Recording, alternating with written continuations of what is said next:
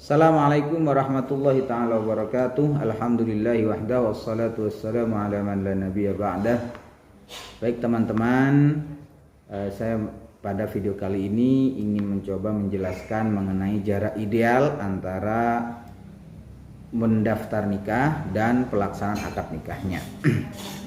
Sebelum saya membahas tentang hal itu ataupun kapan atau berapa jarak idealnya, jadi saya akan membacakan ayat 3 pasal 3 dari PMA nomor 20 tahun 2019.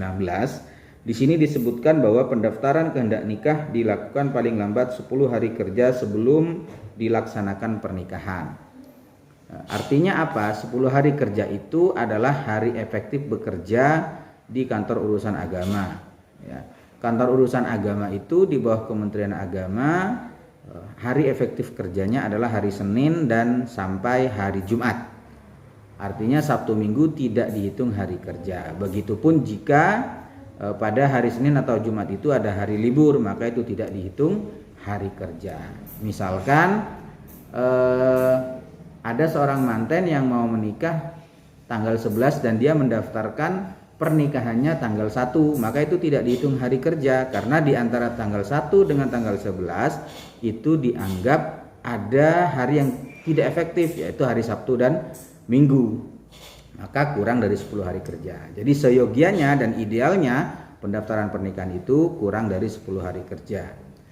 Jadi berapa sebenarnya waktu ideal untuk melakukan pendaftaran nikah dan berapa jaraknya dengan pelaksanaan akad nikah?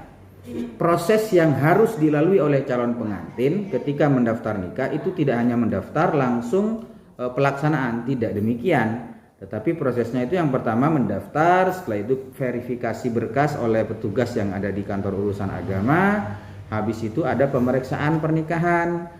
Ya, pemeriksaan pernikahan itu pemeriksaan permohonan kehendak nikah maksud saya. Jadi calon suami, calon istri dan wali nikah semuanya didatangkan ke KUA untuk diperiksa keaslian berkas-berkas yang sudah distorkan ke KUA, untuk diperiksa berkasnya, ejaan namanya di akte KK dan KTP-nya, atau KTP-nya diperiksa apakah ini benar sesuai dengan orang yang mau mendaftar dan lain sebagainya.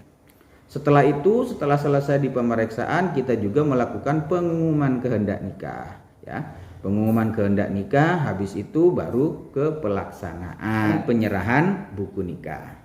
Jadi kalau pendapat saya adalah jarak ideal antara pendaftaran nikah dengan pelaksanaan akad nikah itu sekurang-kurangnya 10 hari kerja yang tadi sesuai peraturan Menteri Agama. Juga idealnya adalah mungkin 1 bulan sebelum hari H itu sudah mendaftarkan berkas permohonan kehendak nikahnya ke kantor urusan agama kecamatan.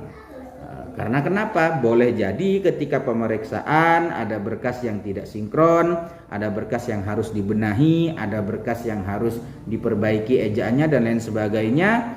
Itu masih ada waktu, punya kesempatan untuk memperbaikinya. Terus bagaimana misalkan memang mendadak, artinya pelaksanaan akad nikahnya mendadak, musyawarah keluarga juga mendadak, harus dilaksanakan akad nikah tanggal 7 misalkan. Ketika dia mendaftar tanggal 1 dia harus menikah tanggal 7. Apakah boleh mendaftar seperti itu? Boleh-boleh saja sebenarnya.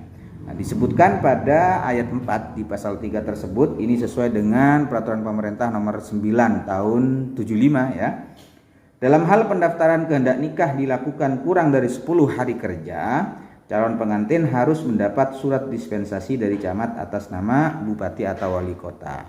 Jadi jika ada sesuai yang saya sampaikan tadi, tanggal 1 daftar, tanggal 7 mau nikah atau tanggal 11 pun mau nikah, maka itu artinya dia kurang dari 10 hari kerja. Maka dia ada satu berkas lagi yang harus dipenuhi, yaitu surat dispensasi dari kecamatan atas nama bupati atau wali kota.